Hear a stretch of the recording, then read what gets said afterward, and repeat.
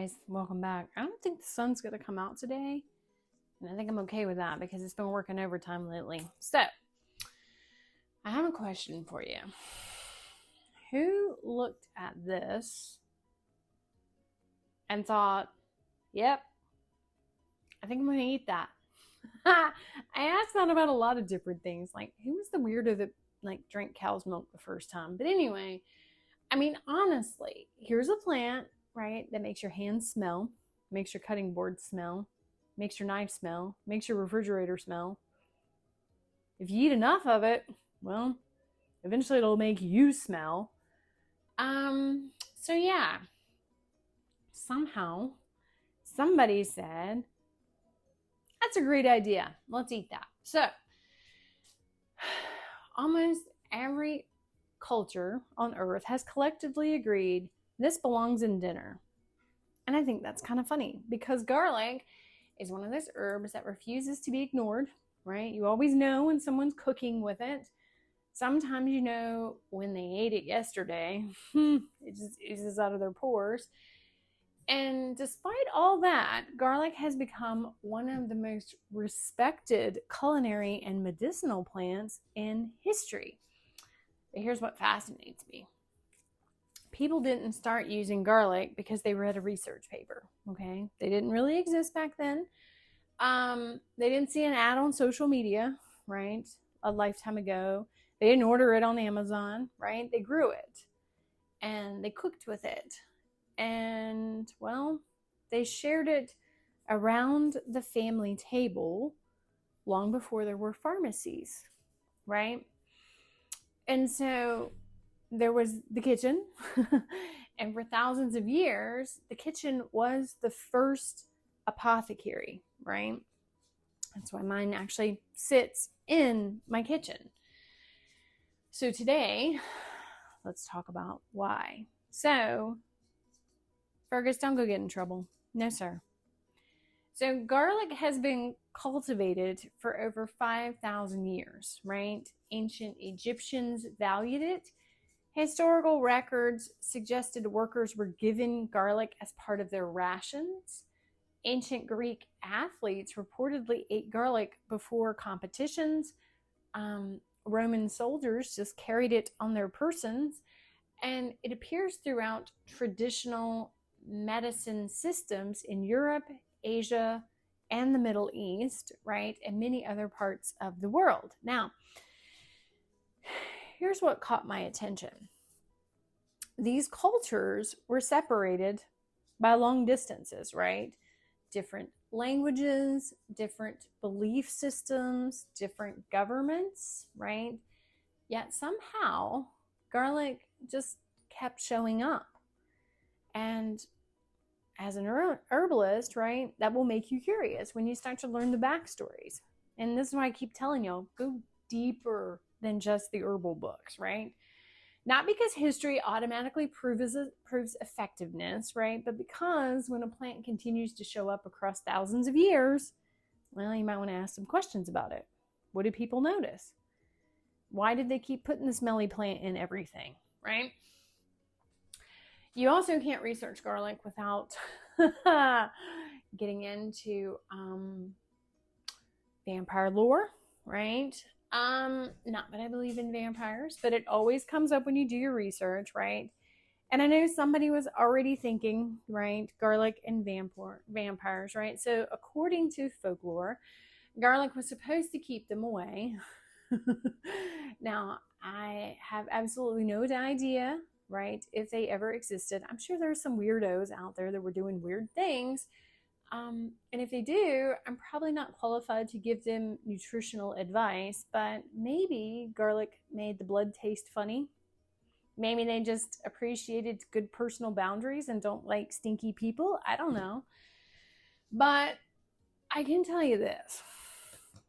Garlic definitely has a smell, and that smell is actually science. No. Do I believe in vampires? No. Do I believe in weird people doing weird things? Yes.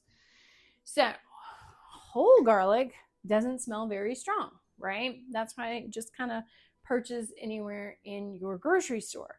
But then you cut it. And inside the clove are compounds that were stored separately, right? So when you crush it or chop the garlic, an enzyme called allonesis,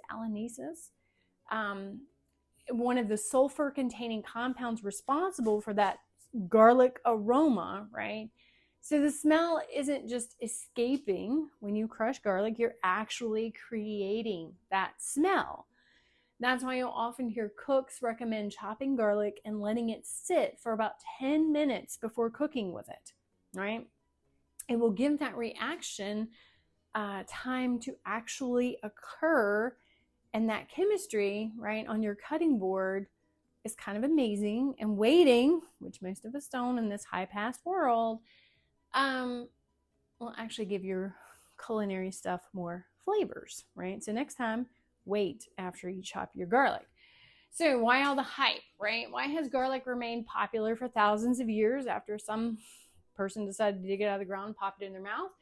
Well, historically, garlic wasn't viewed as a plant. It only supported one thing.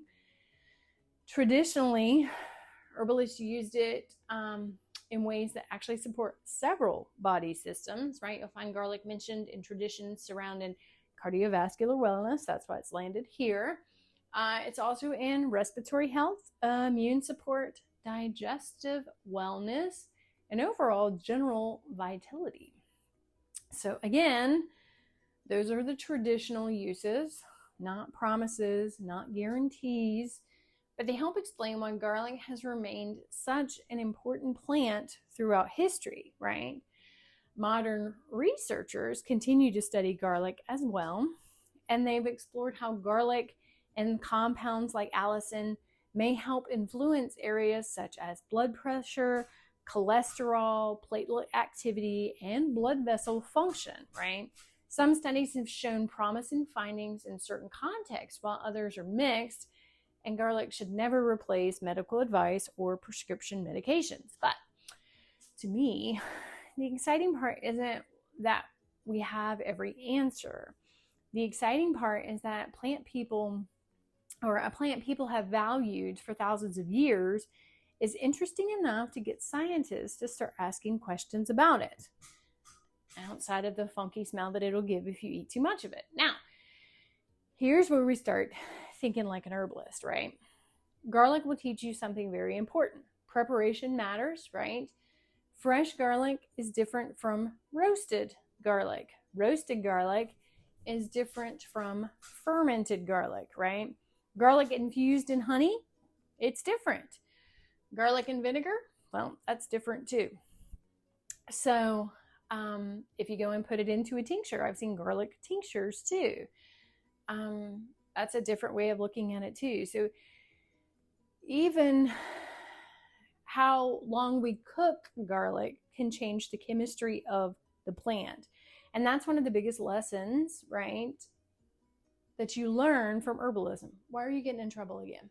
So we don't just choose the plant, we choose the preparation, because the preparation influences what we're trying to preserve, emphasize, or extract, right? Sir, no. So now imagine someone walks in and they say, I want garlic. Okay, here you go. Now, I'm actually going to say, right, tell me why. What are your goals, right? What do you think garlic's going to do for you, right? Let's get through the buzzwords and the hype, right? What medications are you taking? Are you working with your healthcare provider if you have a diagnosed cardiovascular issue, right? Are we talking about adding garlic to your meals, right? And you want to learn to cook more effectively with it? Are you trying to make garlic honey, right? Are you considering a powder as a supplement?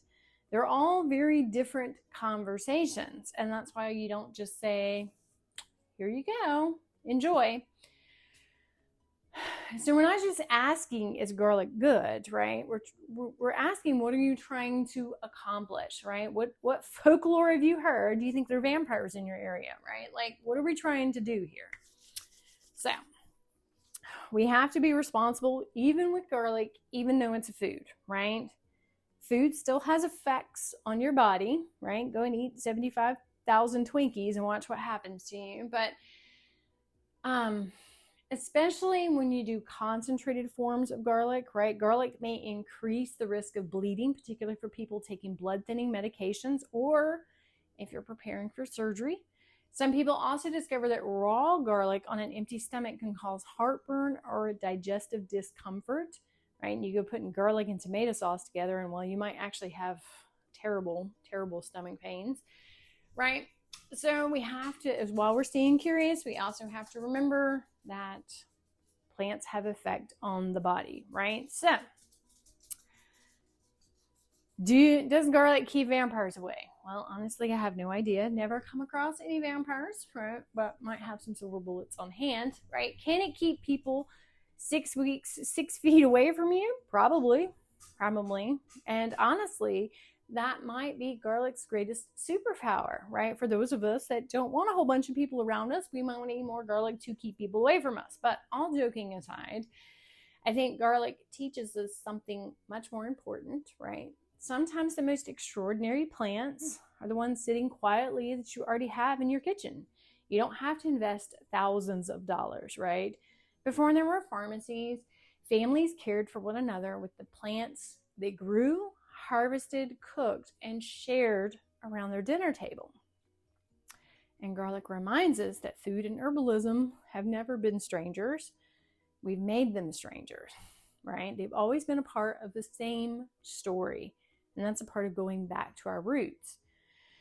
So, next video, we're going to talk about hibiscus, right? And why that vibrant flower has been cherished around the world. So, we're going to go from something that smells not so fun to something that actually smells quite delightful. And if I can get my hibiscus tree to behave itself, because I have to move it to a different place for filming, you'll actually see my hibiscus tree, which I have nursed that thing back to health, and I'm quite proud of it in the next video. But until next time, guys, remember, stay rooted, stay curious, and as always, keep growing in grace.